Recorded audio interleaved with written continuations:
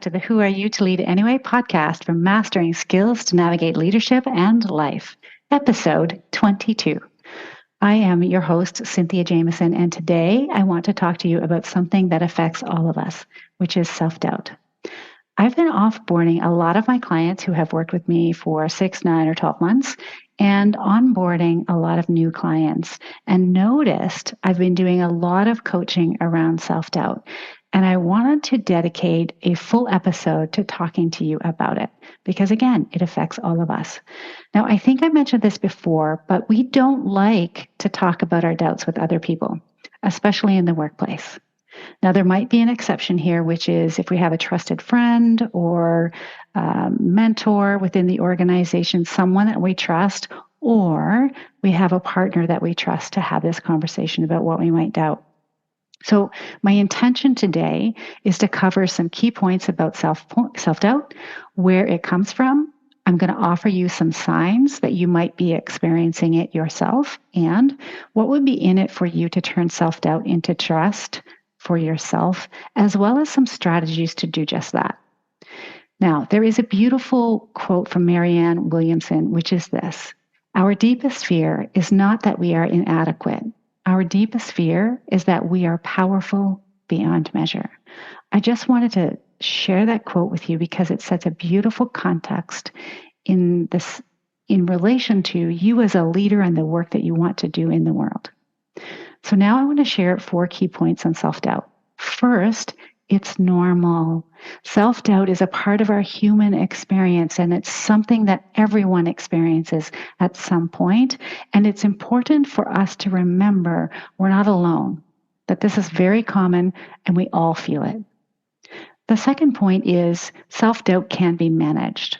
While it might not be possible to completely eliminate self-doubt, there are strategies that you can use to manage it. Third, self-doubt can be beneficial.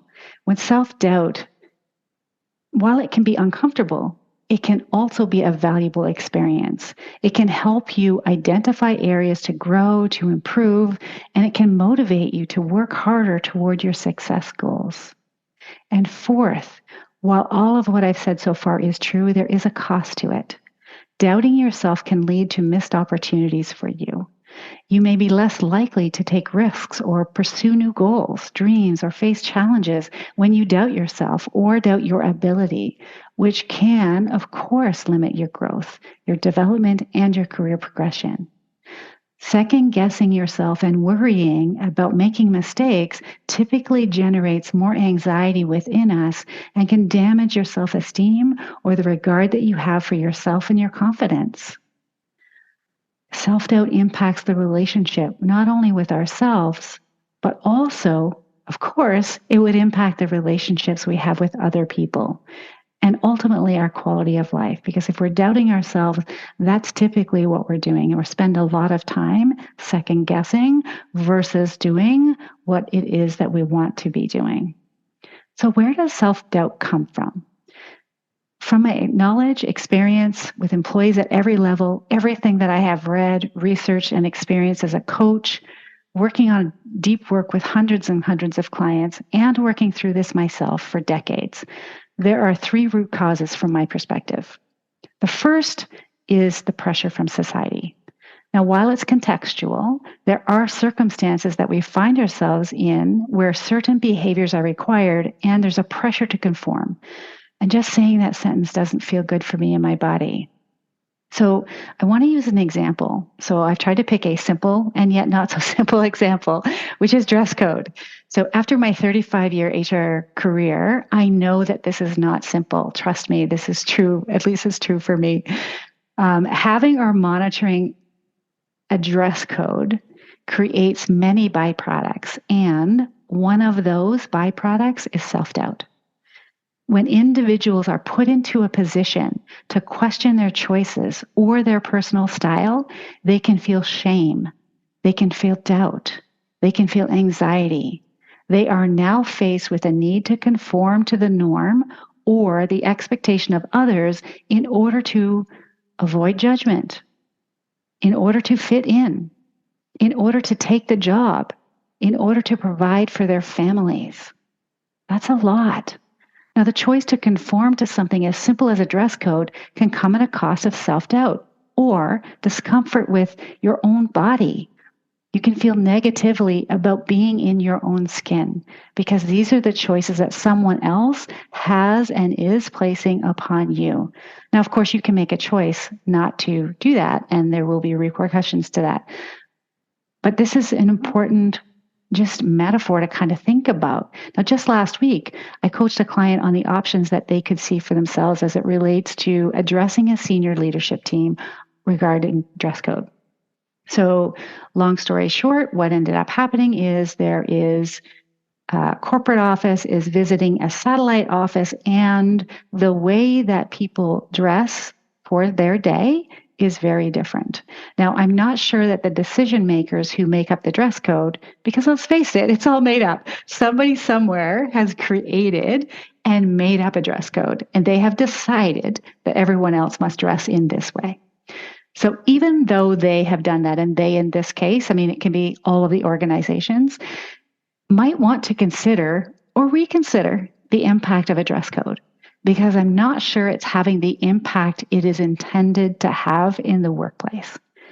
With everything that we have been learning with and about one another, about how we work, about how we think, about diversity, inclusion, all of these incredibly significant workplace factors, the dress code is something that I really feel like could be revisited amongst most workplaces, if not all of them. Now, there is a caveat that I do want to make with regard to dress code, and I'm using this again as a simple, not so simple example, but that's safety. So there are things that you as an employee for the employer that you choose to work for will be required to wear as it relates to safety. And I would encourage you to do that because, of course, that's with the intention of keeping you safe. Okay, I feel like that was a little bit of a tangent there. However, when unrealistic standards or expectations, either spoken or unspoken, there's a message there either way.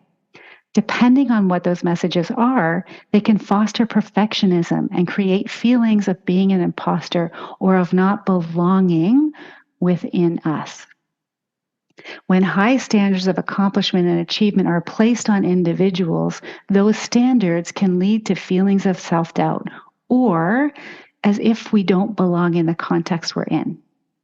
Age, gender, race aside, I've seen this most often within highly academic industries and other professional contexts. Now, with imposter phenomenon specifically, those individuals, so let me go back and clarify something because I want to be clear. We all face self-doubt, and there's also within that another aspect of self-doubt, which is imposter phenomenon. And that's what I want to talk about now. So those individuals who experience that specifically have difficulty internalizing their success due to feelings of being inauthentic. They feel as if they are a fraud, or they feel as though someone will find them out, insofar as they are not as competent or as capable as others think that they are, even despite the evidence. Imposter phenomenon can lead to anxiety, stress, and a fear of being exposed as a fraud. So oftentimes the work that these individuals do specifically, or at least in relationship with the work that I do with them, is in showing and reminding themselves of the achievements that they have, the accomplishments that they have had, in a way that shifts their self-image in a positive way. And also taking their brain to a place of exploring their fears so that they can work through each of them and plan how they want to handle it if those fears did actually come true. Sometimes there's a lot to be gained in just exploring, this is what I want to do, what are all the obstacles, and now just create a plan around that. Okay, the second root cause is our past experiences. So first, there's a reminder here that our brains are biased to the negative. So there is a tendency to focus on negative experiences or flaws and or criticism from others. In other words, our negative self-talk or self-criticism coming from a place of comparison and a place of our own limiting beliefs creates self-doubt for us in our own minds. So for example, when a milestone, a goal, or objective is not met, something isn't done that we intended to do. And when we receive or hear feedback or criticism, it's not uncommon for us to question what we did wrong, because our brains love us to think about how we are wrong, what we did wrong, where we went wrong. And so our ability to even see, at times, we can even question our own ability and our own value as a human, even if it's a one-off situation. So last week, for example, one of my clients terminated a direct report who was on a 90-day performance improvement plan. And even though as a leader, they felt initially at the onset of the conversation, they felt that they did everything they could to support their direct report, to set them up for success. They still had a strong sense of guilt and blame afterward. Their brain kept telling them that they missed something, that they had done something wrong. So, of course, we got curious and we evaluated the situation objectively. We looked at the facts. We worked through all of the steps that they took. We went through all of the things that went well, all of the things that didn't go well, and what they would do differently next time. Now, I have to tell you, I have worked in HR for over 35 years, and I have supported a lot of leaders with performance improvement plans. And my mind was blown with all of the support, with all of the steps that this leader had put in place to ensure that the direct report was successful. And only by taking the time and showing them, because they are a visual learner, could they see there was objectively and specifically nothing more they could have done. Then they were able to let the feeling of guilt go that they had about it. Now, the third and last root cause is fear of failure. So if you've been a listener for a while, you've heard me talk about our brain and its three main jobs. Seek pleasure to procreate, be efficient by taking the path of least resistance, and to avoid pain. So I have set this context because it's our brain's job to service automatic thoughts, and a lot of those automatic thoughts include judgment of ourselves, others, or the circumstances that we are in. So with that said, humans are afraid of being judged and rejected because we're wired to connect, and we want to. And when we're facing the unknown, we lack the confidence to face our fears because we're doubting ourselves. So a recent example that I will share here is a client of mine who's responsible for leading a project focused on transformation specifically, is under immense pressure to succeed. They are aware enough to know that things need to change. And when we were getting underneath and exploring what was in the way for them, the thought that surfaced was, I'm going to fail, we're going to fail, which created anxiety, pressure, frustration. Now, when they show up from the dynamic of thinking and feeling this way, the action they took was that they were second guessing. They were hesitating to make decisions. They were asking for more information. And they were, in a lot of cases, deferring the meeting and going around the team responsible and accountable for doing the work to get higher level leaders involved. It was fascinating. So when we reframed this unproductive and untrue thought to, we're moving the business forward together, they felt energized, they felt excited, and of course, everything changed behaviorally. They brought in the right people, they clearly articulated the expectations, they held people accountable, they communicated the costs, and they did all of this much more skillfully and confidently. So constantly doubting ourselves can take a toll on our mental health, our self-confidence, our overall well-being, and it's important to address and overcome self-doubt specifically if you are someone wanting to reach your full potential or live a more meaningful life. And just by the fact that you're listening to this podcast tells me you are one of those people. Now, given the workplace challenges globally that are currently unfolding right now, a life with a little less angst and a little more ease is something I think most of us would like more of. If this sounds good to you, I want to offer some signs that you might be doubting yourself. So you might be doubting yourself if you find it hard to accept compliments or give yourself credit. If you're constantly seeking validation or reassurance outside of yourself. If you have low self-esteem and don't think too much of yourself. if you feel like you're not good enough. So if these signs sound like you might benefit from taking some time to think about and explore why that might be and what would need to change, right? And so I just want to pause for a moment and just have you imagine if you were just going into a theater perhaps, and as we go to the theater, you get all the snacks that you want to have with you and you're walking in the door as other people are walking in the door and you're taking your seats. How do we, when we look at those humans looking for their seats, like how would you know if you had a section that said, this is where the people that are enough can sit, and this is a section where the people that are not enough can sit? How would you decide? How would anyone decide who is and whom is not enough?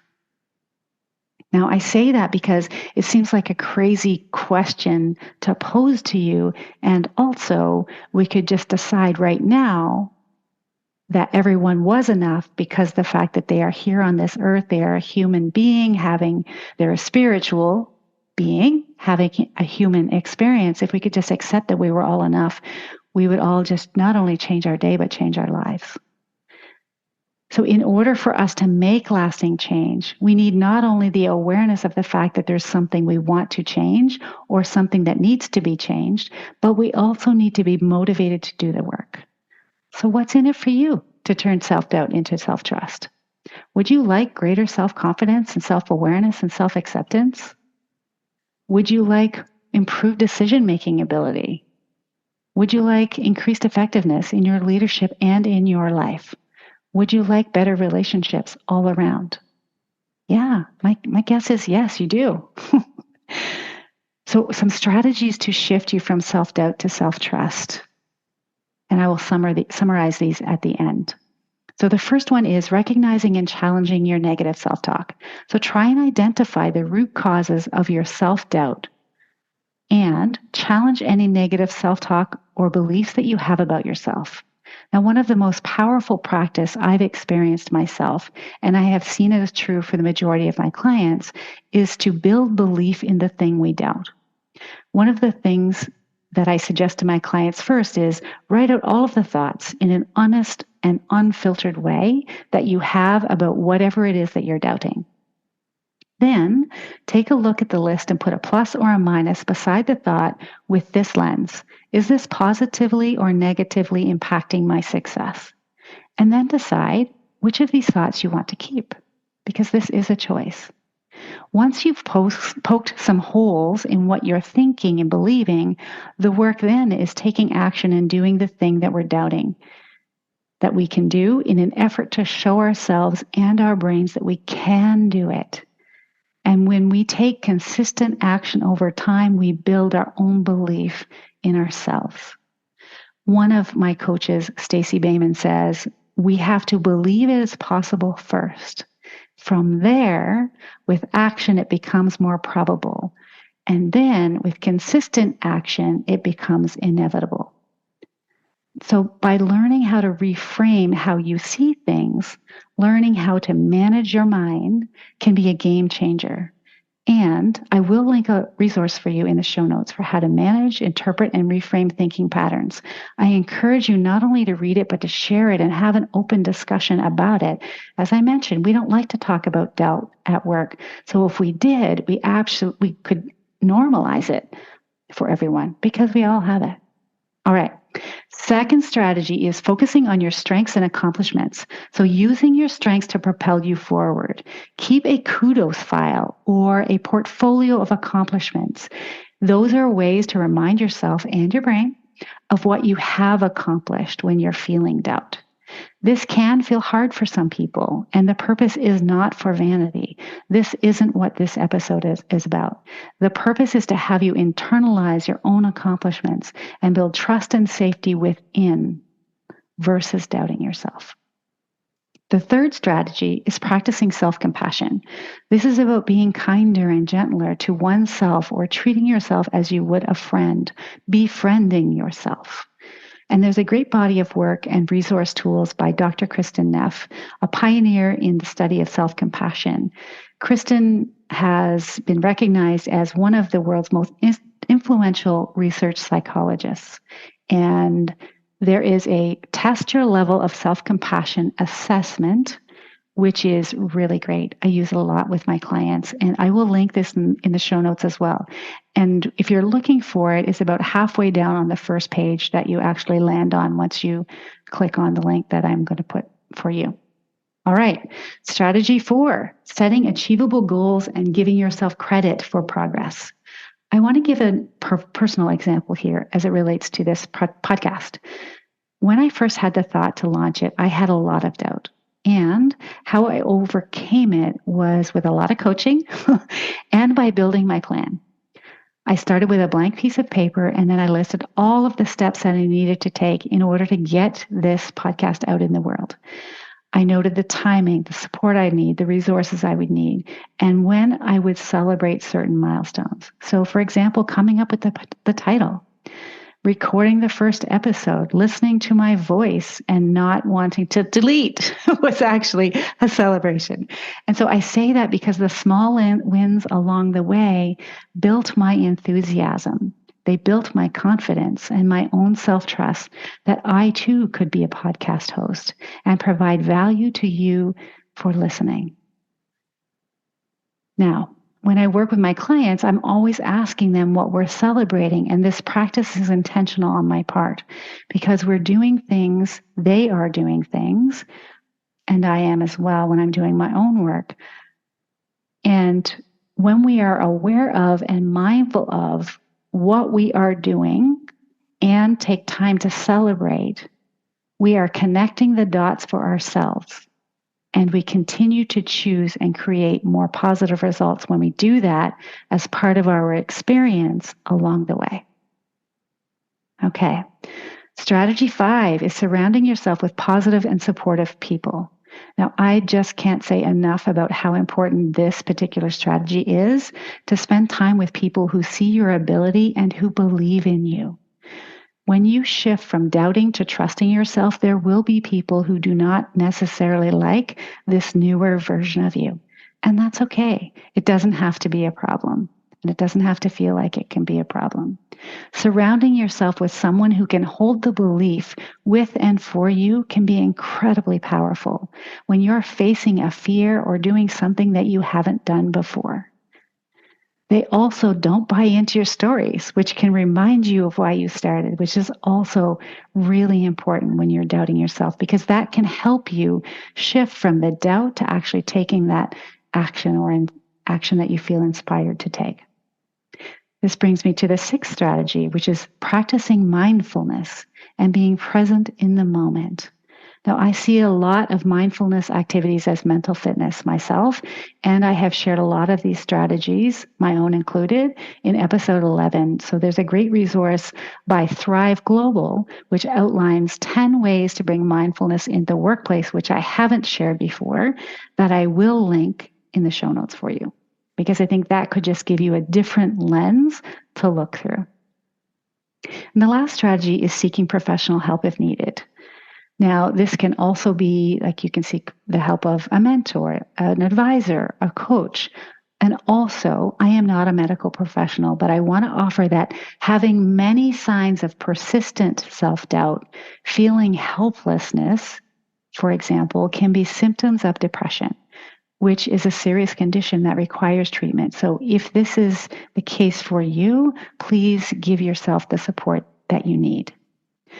So I know that I've covered a lot of material. So to summarize, when we have awareness to the root causes of self-doubt, pressure from society, past experience, fear of failure, we can choose from the strategies, recognize and challenging our self-talk, focusing on strengths and accomplishments, practicing self-compassion, setting achievable goals and giving ourselves credit, surrounding ourselves with positive and supportive people, practicing mindfulness and being present in the moment.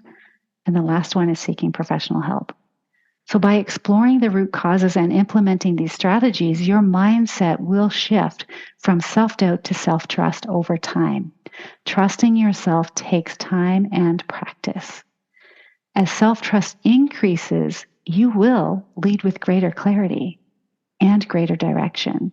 You will experience better relationships, of this, I feel like I can absolutely guarantee you if you take the time and practice. So here are some reflection questions for you to explore. Is my self-doubt based on facts or assumptions? What is the worst case scenario if I trust myself and take action? What is the best case scenario if I trust myself and take action? And I love this one. Is the best case worth the worst case in this case? I hope you found this useful. And until next week, take care of yourself and take care of your team. Goodbye. Thanks for listening. Your feedback is a gift. Please rate and review with your honest opinion. Subscribe and share with your colleagues, especially if you've worked with me and found value in the work we've done together. Connect with me in my favorite places, LinkedIn and Instagram. My website is Cynthia Jamieson Coach, all lowercase, all one word, .ca. Until next time, make it a great week.